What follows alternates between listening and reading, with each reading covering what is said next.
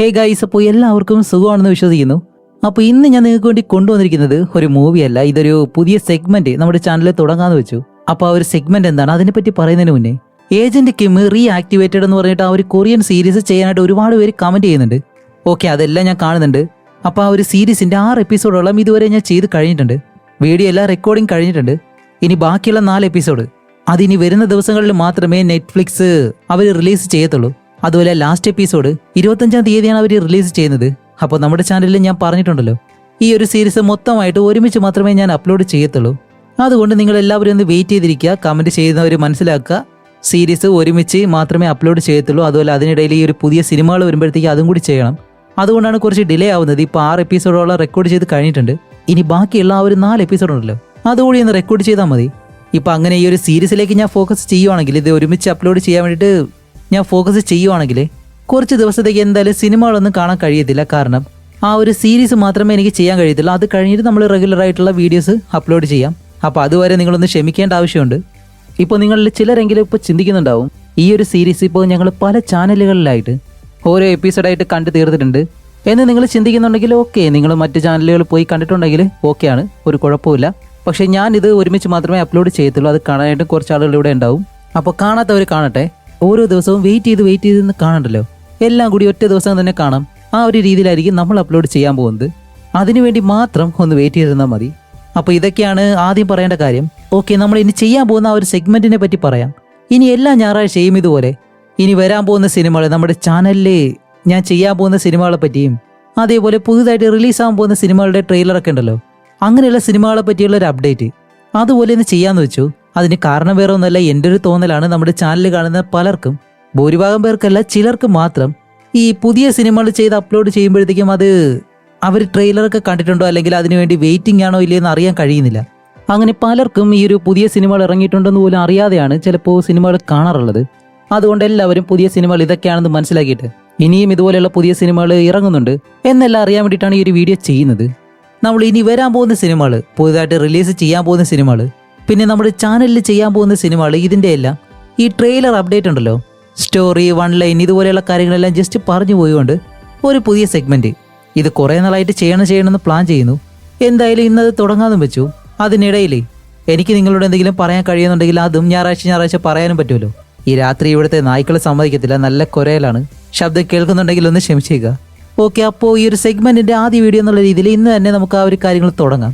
അപ്പോൾ ഈ ഒരു സെഗ്മെൻറ്റിൽ നമ്മൾ ആദ്യമായിട്ട് കാണാൻ പോകുന്നത് 2026 പുറത്തിറങ്ങാൻ പോകുന്ന ഹോപ്പ് എന്ന് പറഞ്ഞൊരു മൂവിയാണ്. അതൊരു കൊറിയൻ മൂവി. ഈ സൈഫൈ ത്രില്ലർ ഉണ്ടല്ലോ, അതിനെ ബേസ് ചെയ്തെടുത്തിട്ടുള്ളതാണ്. ട്രെയിലറിൽ തന്നെ നമുക്ക് കാണാൻ കഴിയുന്നത് ഒരു ഏലിയൻ ഭൂമിയിലേക്ക് വരുന്നതും അതിനെ അറ്റാക്ക് ചെയ്യുന്ന ആ നാട്ടിലെ പോലീസുകാരെയും പറ്റിയാണ്. എന്തായാലും വേറെ ലെവലിലുള്ള കുറച്ച് ആക്ഷൻ സീനുകളും അതേപോലെ തന്നെ നമ്മൾ ഞെട്ടിക്കുന്ന രീതിയിലുള്ള കുറേ സീനുകൾ നമുക്കിതിൽ കാണാൻ കഴിയും. അതിൽ ഈ ഒരു ട്രെയിലറിൽ തന്നെ കാണിക്കുന്ന സീനുകൾ മതി. ജസ്റ്റ് ഈ ഒരു ട്രെയിലർ ഞാൻ കണ്ടപ്പോഴത്തേക്കും ഈ മൂവി എന്നാണ് റിലീസ് ആവുന്നത് എന്നതിന് വേണ്ടിയിട്ട് വെയിറ്റ് ചെയ്യുമായിരുന്നു.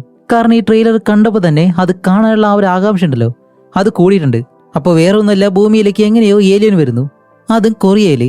അപ്പോൾ അവിടെ വെച്ചിട്ട് അവിടെയുള്ള പോലീസുകാർ ആ ഒരു ഏലിയനെതിരെ അതിനെ അറ്റാക്ക് ചെയ്യാൻ ശ്രമിക്കുന്നതും, പിന്നെ ഏലിയൻ്റെ കുട്ടികളെ ഇതിനെ കാണിക്കുന്നുണ്ട്, പല ടൈപ്പിലുള്ള ഏലിയൻസിനെ കാണിക്കുന്നുണ്ട്.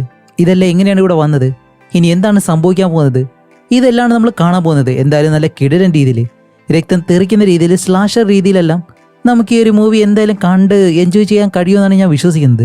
അതിൻ്റെ പ്രധാന കാരണം ഇതിൻ്റെ സംവിധായകൻ, ആ പുള്ളിയുടെ പേര് ഞാൻ ഇപ്പോഴാണ് കേൾക്കുന്നത്. എന്തായാലും അയാൾ ചെയ്തേക്കുന്ന മൂവീസ് ഏതൊക്കെയാണെന്നറിയോ? ഇത് Chaser, the yellow sea, the wailing. ഈ വെയിലിംഗ് എന്ന് പറഞ്ഞിട്ട് ആ ഒരു ഒറ്റ മൂവി മതി പുള്ളിക്കാരൻ ഏത് ലെവലിൽ പടം എടുക്കുമെന്ന് നമുക്കറിയാം. അതുകൊണ്ട് ആ ഒരു സംവിധായകനും അതേപോലെ തന്നെ ഈ ഒരു ട്രെയിലറും കൂടി ആയപ്പോഴത്തേക്കും എന്തായാലും ഒരു ഉഗ്ര മൂവി ആയിരിക്കും. അപ്പോൾ ഈ ഒരു മൂവി OTTയിൽ എന്നാണോ നല്ല പ്രിൻ്റ് ഇറങ്ങുന്നത് അന്ന് തന്നെ നമ്മൾ എക്സ്പ്ലെയിൻ ചെയ്യുന്നതായിരിക്കും. എല്ലാവരും വെയിറ്റ് ചെയ്തിരിക്കുക. അത് കഴിഞ്ഞിട്ട് നമ്മളിപ്പോൾ രണ്ടാമത് കാണാൻ പോകുന്നത് റണ്ണർ എന്ന് പറഞ്ഞിട്ട് 2026 പുറത്തിറങ്ങാൻ പോകുന്ന അലൻ റിച്ച്സണും അതേപോലെ തന്നെ ഓൺ വിൽസണും, ഇവർ രണ്ടുപേരും കൂടി ചേർന്ന് അഭിനയിച്ച ഒരു മൂവിയാണ്. അപ്പോൾ ഈ ഒരു ട്രെയിലർ കാണുമ്പോൾ പ്രധാനമായിട്ടും ആക്ഷന് പ്രാധാന്യം കൊടുത്തിട്ടുള്ള ഒരു മൂവിയാണ്. അതുമല്ല, ഓരോ നിമിഷവും നമ്മൾ ടെൻഷൻ അടിച്ച് കാണേണ്ട ഒരു സിനിമയായിരിക്കും, ഒരു ഫൺ രീതിയിൽ. അതിന് കാരണം വേറെ ഒന്നല്ല, ഈ ഒരു ട്രെയിലർ തന്നെ പറയുന്നുണ്ട്, ഏതോ ഒരു ചെറിയ കുട്ടി, ആ കുട്ടിക്ക് വേണ്ടിയിട്ട് എന്തോ ഒരു ശസ്ത്രക്രിയ നടത്താൻ വേണ്ടി ഏതൊരു ഓർഗൻ ഇവർ കൊണ്ടുപോവാണ്. അത് കൊണ്ടുപോകാനായിട്ട് സഹായിക്കുന്നതോ നമ്മുടെ അലൻ റിച്ച്സണും. അപ്പോൾ അവനെ ഈ ഒരു ഓർഗൻ എങ്ങനെയെങ്കിലും ഈ ഒരു കുട്ടിയുടെ അടുത്തേക്ക് എത്തിക്കണം. അപ്പോൾ ഈ ഒരു ഓർഗൻ വേറെ രീതിയിൽ കൊണ്ടുപോകാനായിട്ട് കുറച്ച് വില്ലന്മാരും ഇവരെ തടയാൻ ശ്രമിക്കുന്നുണ്ട്. അതിന് റീസൺ എന്താണെന്ന് നമുക്കറിയത്തില്ല, അത് മൂവി കണ്ടാലേ മനസ്സിലാവത്തുള്ളൂ. എന്തായാലും ആ രീതിയിൽ നല്ല ആക്ഷനും അതേപോലെ തന്നെ ചെറിയ രീതിയിലുള്ള കോമഡി, ടെൻഷൻ ഇതെല്ലാം ബിൽഡ് ചെയ്തുകൊണ്ട് ആദ്യം മുതൽ അവസാനം വരെയും നല്ല എൻഗേജിങ് ആയിട്ട് ഇരുത്തുന്ന ഒരു മൂവിയാണെന്നാണ് ഈ ട്രെയിലർ കാണുമ്പോഴത്തേക്കും തോന്നുന്നത്. അതുകൊണ്ട് ഈ മൂവി നമ്മുടെ ചാനലിൽ ചെയ്യാനായിട്ട് നല്ല ആഗ്രഹമുണ്ട്. ഇറങ്ങിക്കഴിഞ്ഞാലേ അത് കണ്ടിട്ട് നല്ലതാണോ ഇല്ലയോ, ഈ ട്രെയിലർ കണ്ടിട്ട് മാത്രം നമുക്ക് എന്തായാലും മനസ്സിലാക്കാൻ കഴിയത്തില്ലല്ലോ. അതുകൊണ്ട് നല്ലതാണോ ഇല്ലയോ എന്നെല്ലാം നോക്കിയിട്ട് എന്തായാലും നമുക്ക് ചെയ്യാം. അടുത്തത് മൂന്നാമത്തെ മൂവി അതേതാണെന്ന് വെച്ചാൽ സെപ്റ്റംബർ 11 തിയേറ്ററിലേക്ക് റിലീസ് ആവാൻ പോകുന്നത്. ദി അപ്രൈസിംഗ് എന്നാണ് ആ ഒരു മൂവിയുടെ പേര്.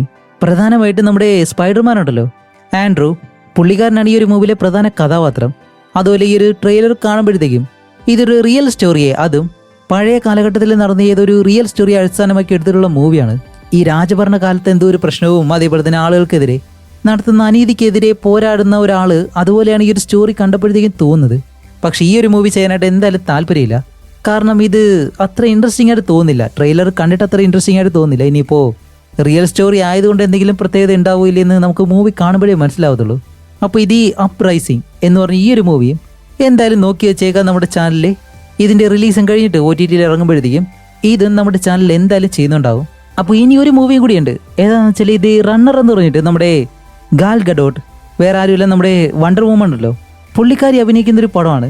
അതിന് 2026 റിലീസിന് വെച്ചേക്കുന്ന പടമാണ്. ഇപ്പോൾ അതിൻ്റെ ട്രെയിലർ കണ്ടപ്പോഴത്തേക്കും തോന്നുന്നത് ഇതുപോലെ നമ്മുടെ ഹീറോയിൻ രാവിലെ തന്നെ ഓടാനായിട്ട് പോകുന്നതും പെട്ടെന്ന് ഒരു കോള് വരുന്നു. അതിലൊരാൾ പറയുന്നത് എന്താണെന്ന് വെച്ചാൽ ഹീറോയിൻ്റെ മകനെ അയാൾ പിടിച്ചു വെച്ചേക്കാണ്.